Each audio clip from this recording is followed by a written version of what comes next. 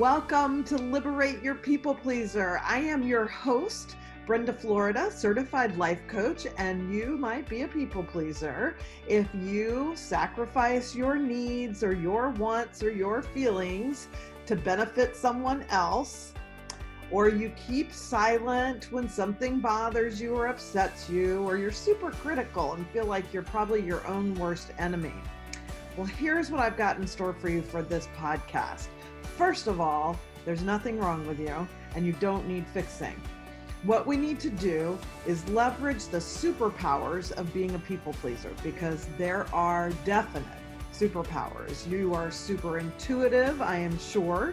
You have great powers of empathy, the ability to read a situation and know what's going on with people and those around you.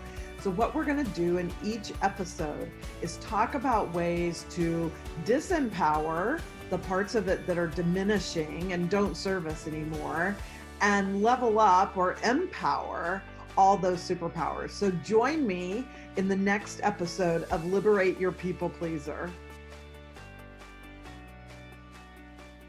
Let's have a conversation today about setting boundaries at work.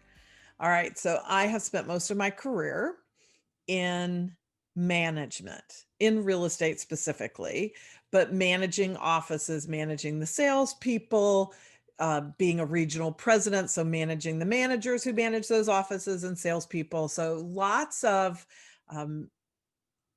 professional responsibilities that are about me really helping other people, right? So management is generally a helping profession, even though it may not be considered one in the healing arts or something. You know, it's easy to say, well, I have to, work late or do this thing for somebody else or whatever, because that's my job. It's my job to, to manage that, to take care of that, to make sure that happens, all these kinds of things. Any of us who are team leaders, or, there's almost no one, I can't even think of anybody. I've also been a waitress in a restaurant, and the same thing happens there.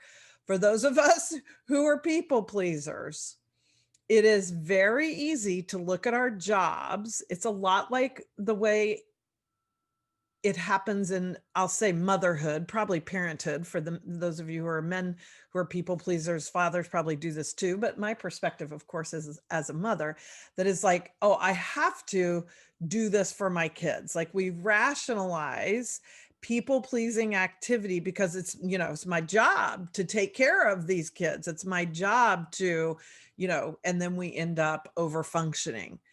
And, that's one of the key traits. That's, one of the ways, right off, you're a people pleaser. So, how do you know you're a people pleaser? If you are over functioning in your life. And if you're over functioning, you also probably have a lot of resentment, because that's what over functioning creates. There's a natural byproduct of resentment. So I don't care if you're doing the most noble volunteer work in the world, or, taking care of your kids, working in a, fabulous job, waiting tables. I don't care. If you keep telling yourself, well, I have to do this, I have to do more than, I expected to do, more than I agreed to. I can't take a break. Nobody but me can do it. If I don't do it, it won't get done. All these kinds of messages. People pleasing is probably starting to take a negative impact on you in those activities. And it's so easy to tell ourselves we have to. So watch for those. Those are, the sort of signals. I always think all the things that are difficult for us are also the things that the divine brings us to wake us up, right? To a pattern that it's time to evolve out of. We've really just outgrown it. So if you're feeling resentment for different things, use that as a way to, apply the things I'm going to talk about today and think, okay, maybe this is something I need to look at, because this resentment is a sign I'm giving more than I am really comfortable or willing to give. So let us not talk ourselves out of that because It's our job. So today I'm going to focus on work, even though these same principles apply to a lot of other things.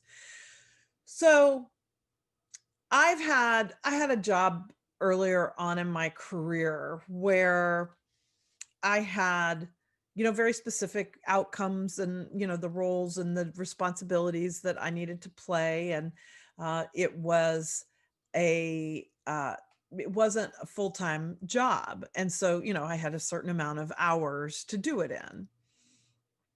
And the person who I was working for had a lot more tasks in mind than could possibly be done in the amount of time I was given to do it.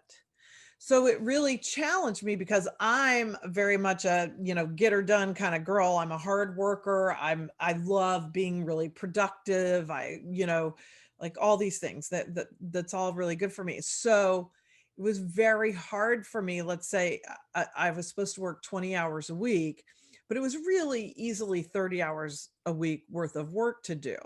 Now, this person was not a tyrant and being angry at me that I didn't get the 30 hours worth of work done in the 20 hours.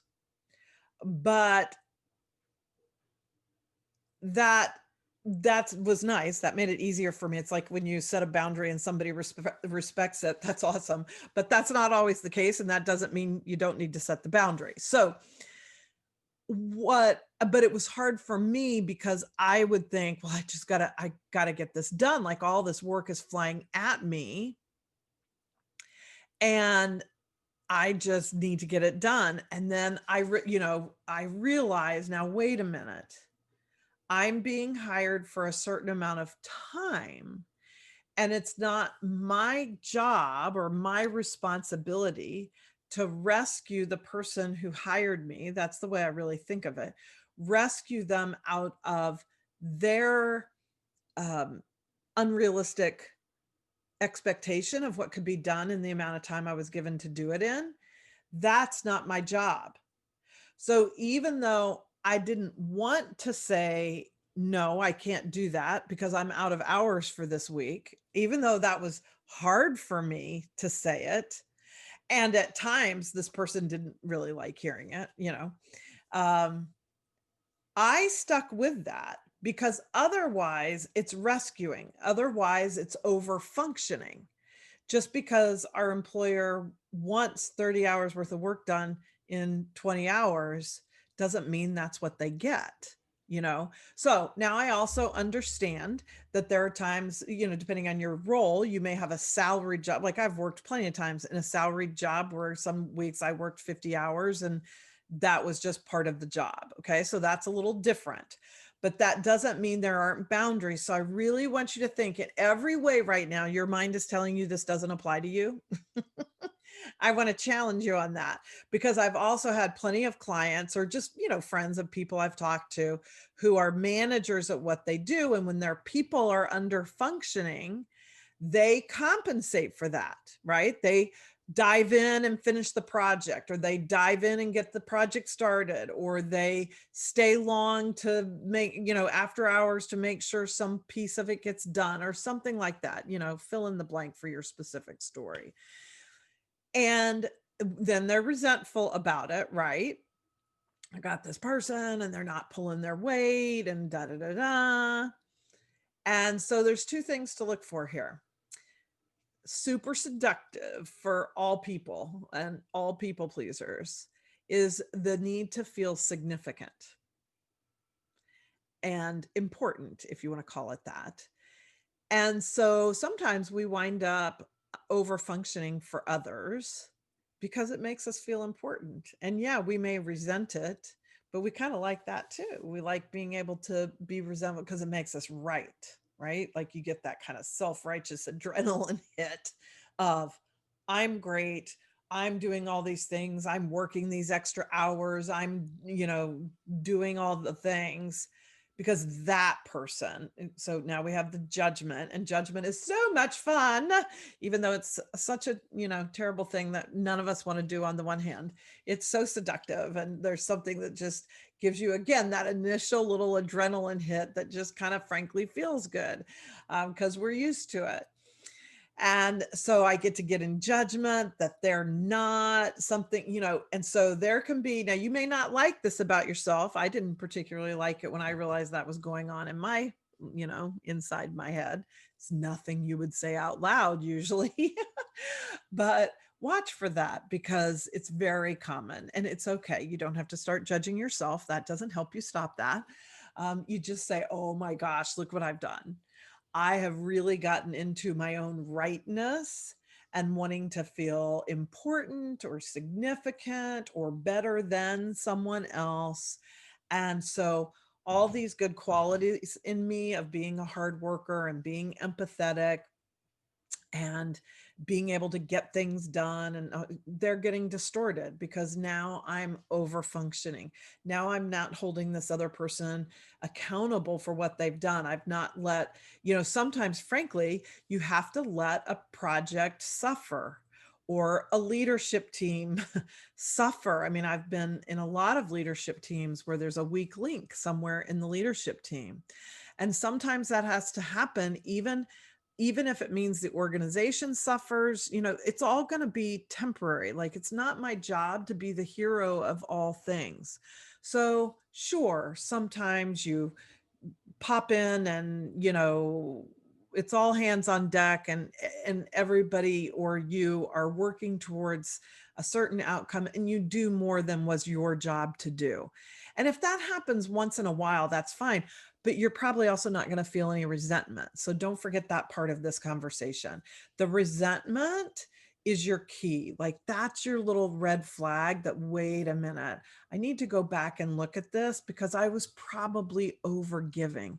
I probably said yes when I should have said no, or even wanted to say no, and ignored that I wanted to say no because somebody else wanted me to say yes. I made their voice, their opinion, their desire more important than my own. Because when we do the occasional, just, like all hands on deck and it's time to, roll up our sleeves and get the job done, that doesn't usually cause resentment. So there are times we just have to let other people around us fail so that they have the consequences of their action, or the team or the person above them, their supervisor or whatever, sees how that person isn't pulling their weight. Now, of course, depending on the hierarchy and the structure of your organization, there's probably also really appropriate channels for you to go communicate that to somebody else. But it is not your job to overcompensate for the people who are under delivering around you. And that is a really hard concept, or maybe the concept's not hard. It's hard to do, right? It's hard to let the people around you, whether it's at work or at home, because again, these scenarios apply in all situations. Okay.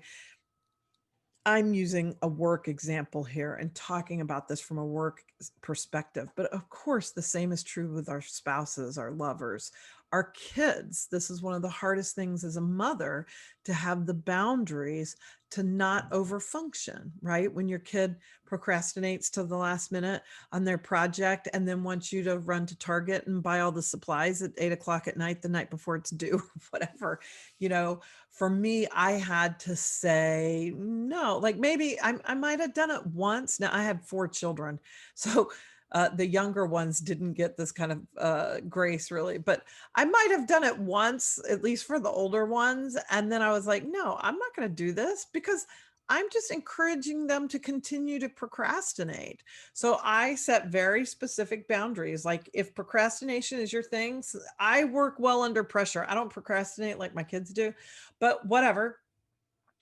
I don't really care if you procrastinate. But what I won't do is run out for a supply run the night before something's due. If you can catch me when I'm on my way home from work or something and I can stop on my way, I might do that. But it's not my job to go get those supplies because you waited to the last minute. If you have to pull an all-nighter to get the project done, that's not my problem. I'm going to go to bed. and you don't get to skip school. And so I had, some of my oldest son especially was a terrible procrastinator, and he had times where he stayed up all night or maybe slept for 2 hours, but to get a project done, but he knew he had to get up and be in school the next day. So that's an example on the home front, but the same is true. It's just I would not have served my child to indulge his procrastination, you know? And so the same is true at work, just because it's a work thing. And yes, there could be a cost. A client could be disappointed. You could look bad in front of your organization. You can, have a total misstep, whatever. And I'm not saying, of course, do nothing about it. I mean, none of these are absolutes. So please don't hear it that way. Everything is nuanced, but if I'm talking to you right now, because you have a pattern of always being the one who stays the extra hour, who goes the extra mile, who does the thing for the person who doesn't do it, who, whatever. And you feel that resentment. Okay. And that's the distortion of your truly beautiful gifts of getting things done, of, being a problem solver, of being willing to go the extra mile, and all these things that are our superpowers that can also get distorted. So tell me what you think about this. Tell me, I'd love to hear your problem, because, there's a link in all the show notes where you can, and on my website on the podcast page, where you can submit a question to me. So if you think you've got that work situation or that family situation where you just can't have a boundary, please tell me about it, and I'll address it on a future episode here of Liberate Your People Pleasers. But this is a really important thing it's so empowering. It's so empowering. And it's not always fun to watch somebody else crash and burn. It's not always fun to see your kids or your spouse or your friend or somebody go through a disappointment or the consequences of not doing whatever they were really responsible to do. So sure, that part's not fun, but your integrity and your power is intact.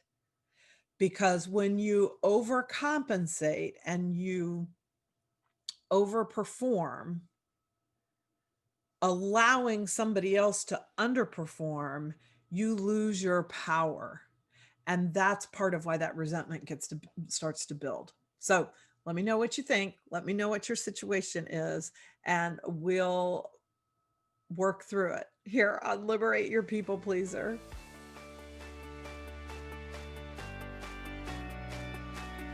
All right. Thank you for joining me for this episode of Liberate Your People Pleaser. Hey, I've got 3 more things for you. One is join my private Facebook group, Liberate Your People Pleaser. We have lots of great conversations. I do Facebook Lives in there, drop in free resources, all kinds of cool things to support you in your journey to liberate your people pleaser. So the link for that is in the show notes. Second, I would love it if you would put a 5-star review on whatever podcast service that you found the podcast on. That would be totally awesome, and I'll give you a shout out on a future episode. And last but not least, if you've got a question you would like for me to answer or address, you'll also find a link in the show notes to do that. So submit your question and you'll hear me talk about it on a future episode of Liberate Your People Pleaser.